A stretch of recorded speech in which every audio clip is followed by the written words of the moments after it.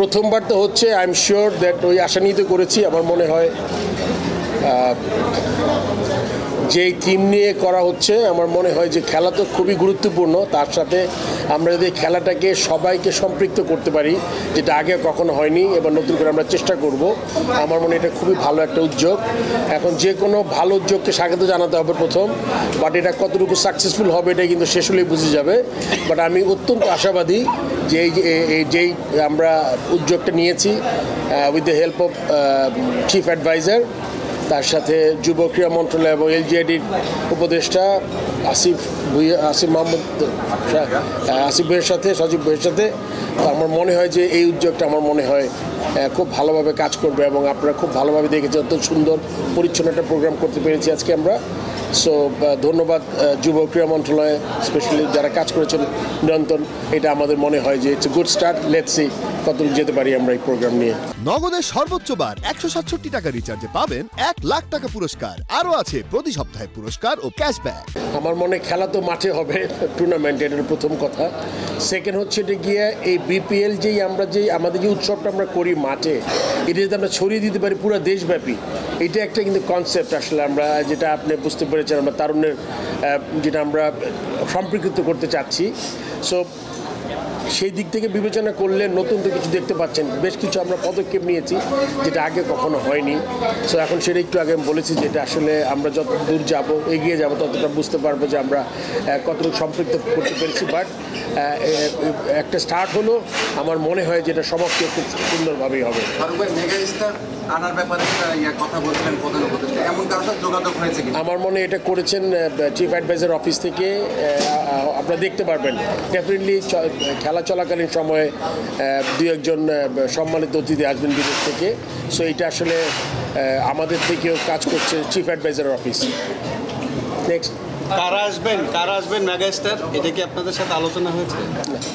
ফারুক ভাই, নারী ক্রিকেটারদের অংশগ্রহণ দেখলাম আজকের এই উন্মোচন অনুষ্ঠানে।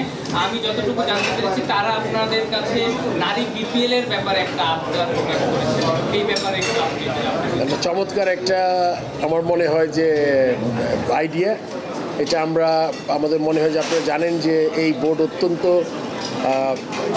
গুরুত্ব দিয়েছি আমরা ওমেন্স ক্রিকেটকে, এবং সেই দিক থেকে আমরা জানেন আন্ডার-19 শুরু করেছি। আমরা চেষ্টা করব মেয়েদের সুযোগ সুবিধা যা আছে এটাকে আর কতটুকু বাড়ানো যায়, আরও কতটা মোটিভেটেড করা যায়। অ্যান্ড আমাদের দেখতে হবে যে এখনও আমাদের সক্ষমতা তৈরি হয়েছে কিনা বিপিএল মেয়েদেরটা করার। আমার মনে হয় যে ওটা আমাদের চেষ্টাটা করতে পারি আমরা, তারপর দেখা যাবে কি। বাট আমি মনে করি যে আমাদের বিপিএল যে টুর্নামেন্টটা আছে ছেলেদের, এটাকে আর একটা শক্ত ভিত্তির উপর দাঁড়া করাতে চাই। যদিও মাত্র মানে আমি আসার পরে এটা প্রথম বিপিএল, এবং আপনি জানেন এটাই সাইকেলের শেষ বিপিএল। আমরা নেক্সট ইয়ারে যদি মানে আমি থাকি, যেই থাকবে তার থেকে মনে করেন আমি আশা করি যে এরপরে বিপিএলটা যাতে আমি দেখতে চাই যেই জায়গায়, সেটা হলো কি একটা বড় ফ্র্যাঞ্চাইজি হিসেবে যাতে উপস্থাপিত হতে পারে, এবং এটা লম্বা সময়ের জন্য হবে। এই প্রতি বছর 2-3টা নতুন টিম, এটা আসলে কখনোই একটা টুর্নামেন্টের জন্য ভালো কোনো খবর না আর কি। ধন্যবাদ। ফারুক ভাই, আমি স্ট্রংলি বিলিভ করি যে আপনি এখানে খুব সৎ উদ্দেশ্য নিয়ে আসছেন এবং আপনার প্রত্যেকটা কর্মকাণ্ডে এটা ছাপ আছে, একদম স্ট্রংলি আমি বিশ্বাস করি। আবার অনেক কিছু ফারুক ভাই আপনি বিসিবিতে আসার পর আগে থেকে জানতেন এরকমটাও না, কারণ আপনি এটার মধ্যে ছিলেন না। সো আমি আপনাকে কিন্তু ফারুক ভাই, এই যে বিপিএলের টিমগুলো যেখানটায় আপনি একটা ভালো ভিশন নিয়ে যাচ্ছেন, ক্রীড়া উপদেষ্টা ভালো ভিশন নিয়ে যাচ্ছে, মোহাম্মদ ইউনুস আমাদের প্রধান উপদেষ্টা, তিনি এখানটায় ইনভলভ, সেখানটায় পার্টিকুলারলি একটা টিমে ফারুক ভাই এমন একজন জড়িত যিনি চেক প্রতারণার দায়ে জেল খেটেছেন, যিনি হচ্ছে একসময় মডেলদেরকে নিয়ে বিভিন্ন বিতর্কিত কর্মকাণ্ডে জড়িয়েছেন, যেটা আপনার সাথে, মোহাম্মদ ইউনুসের সাথে, আমাদের আসিফ মাহমুদ সজীবের ইমেজের সাথে, আপনাদের ভিশনের সাথে যায় না। তিনি সিলেট রয়্যালসের এক সময় দায়িত্বে ছিলেন, সেখানটাও পাওনা নিয়ে হচ্ছে ক্রিকেটারদেরকে যে 5 টাকা 2 টাকা পায় তাদেরকে বঞ্চিত করেছেন। এই সমস্ত লোকদেরকে কেন বিপিএল থেকে, এত গ্লোরিয়াস একটা টুর্নামেন্ট থেকে যেখানে আপনাদের মতো ক্যারেক্টাররা আছে, সেখান থেকে কিক আউট করা হয় না? আমি এই ওয়েতেই বলবো ফারুক ভাই। যে অ্যালিগেশনটা আপনি দিচ্ছেন আমি আসলে খুব এটা বেশি পত্রিকায় নিউজ এসেছে, আমি এটা আমার খুব কথা না। বেশি খুব বেশি আমি জানি না। জি। তবে আমাদের চেষ্টাটা থাকবে অন্যভাবে।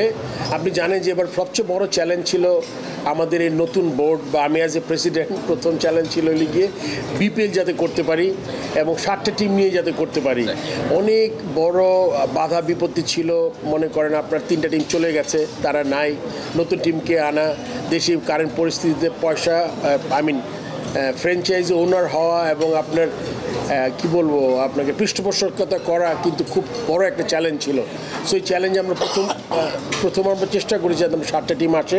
আসলে হয় কি প্রথম আপনি দেখবেন যে আপনার এই টুর্নামেন্টটা করতে পারেন কিনা, বাট আপনি খুব ভালো একটা ভ্যালিড কোয়েশ্চেন করেছেন।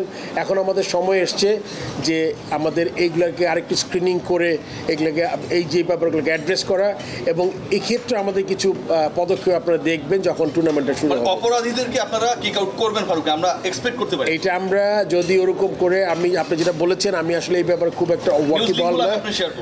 আমি যদি দেখতে পারি তাহলে ডেফিনেটলি এটা যদি অলরেডি একজন খুবই নোন কেউ হয় যেটা করেছে তার ব্যাপারে তো ডেফিনেটলি কোনো ব্যবস্থা নেওয়া যায়। সবরূপ প্রশ্ন, কিছু ফ্র্যাঞ্চাইজির কিছু মানে ফ্র্যাঞ্চাইজি ফিটা বাকি ছিল, সেইগুলো এখন পর্যন্ত কমপ্লিট হয়েছে কিনা? এবং লাস্ট যারা ফ্র্যাঞ্চাইজি ফি বাকি ছিল তাদের আমরা উকিল নোটিশ করেছি আর কি। আমরা মানে আরবিট্রেশন, উকিল নোটিশ ঠিক না, বা কথাটা ঠিক করে নিচ্ছি আমি।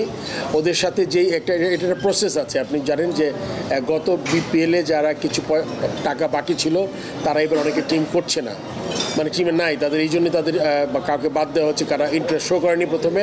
তাদের এই টাকাটা একটা লম্বা প্রক্রিয়া, টাকাটা উদ্ধার করা আমরা চেষ্টা করছি আমাদের যেই নিয়মের মধ্যে থেকে কীভাবে টাকাটা উদ্ধার করা যায়। ওইটার ব্যাপারে আমি প্রথমে আরেকটা ইয়েতে বলেছি যে ওদের সাথে একটা নেগোসিয়েশন করে আমরা একটা রেট করেছি। এখনও প্রথম চেকটা পাইনি, বাট আমি আশা করছি, কারণ আপনি জানেন 4-5টা টিম তখন ছিল, তাদের কাছে এই সেম অ্যামাউন্টের টাকা বাকি ছিল, চিরং কিংসের কম ছিল, ওইটা আমরা একটা পর্যায়ে এনেছি। বাট ওই বাকি টাকাটাতে এখনও পাইনি, বাট আমি আশা করছি এই চলাকালীন সময় পেয়ে যাবো। বিপিএলকে গ্ল্যামারাস করতে আপনারা অনেক আয়োজন, আসলে সবচাইতে বড় তারকা সাকিব খানের একটা সংখ্যা আছে, উনি না খেললে আসলে গ্ল্যামারটা হারাবে কিনা বিপিএল কোনো কথা? সাকিব আল হাসানের ব্যাপারটা আসলে আমি খুব বেশি উত্তর দিতে পারি না। এটা আমি ঠিক, আপনি যদি আমাকে বারবার কোশ্চেন করেন, এটা আসলে আমি বিব্রত না। আমি চাই সাকিব আল হাসান খেলুক, কিন্তু ওর ব্যাপারটা আসলে পুরোপুরি ওর যে কারণে সে আসতে পারছে না, এটা কিন্তু আসলে ক্রিকেট বোর্ড এটার সাথে কোনোভাবে সম্পৃক্ত না। সেটার অ্যান্সার করা আমার জন্য খুব ইজি না আর কি। সো এটা দেখতে হবে আইনশৃঙ্খলা রক্ষাকারী বাহিনী, কোর্ট আছে, যারা আছেন তারা যেখানে আছেন তাদেরই এটা ব্যাপারটা মীমাংসা করতে হবে। তুমি আর না, আর next Mamun last question sir, শেষ করে দেবো। দেশে একটা সমস্যা হচ্ছে, দেশের বাইরে খেলতে কি সমস্যা হবে? নিজে পাবে চ্যাম্পিয়ন্স ট্রফি কোনো পরিকল্পনা আছে কিনা, নাকি আপনি ডাকছেন? আমরা তো এখনও আমাদের লিস্টে আছে, আমরা আশা করি জোর একটা মানে সে যেভাবে চাচ্ছে বা এটা কিছু যদি সমাধান হয় তাহলে ডেফিনেটলি স্টিল আমি মনে করি সাকিব এখনও ক্ষমতা রাখে খেলার ন্যাশনাল টিমে। বাট এইভাবে আসলে একটা প্লেয়ারের জন্য খুব বেশি একটা মানে সে যে দেশের বাইরে থেকে টুর্নামেন্টগুলো খেলবে, তাকে মেন্টালি খুব একটা, আপনি জানেন যে একটা ফ্র্যাঞ্চাইজি লিগ খেলা, দেশের জন্য খেলা এক কথা না, আপনার প্রিপারেশন হয়, টিমের জেলটা দরকার হয় খুব বেশি।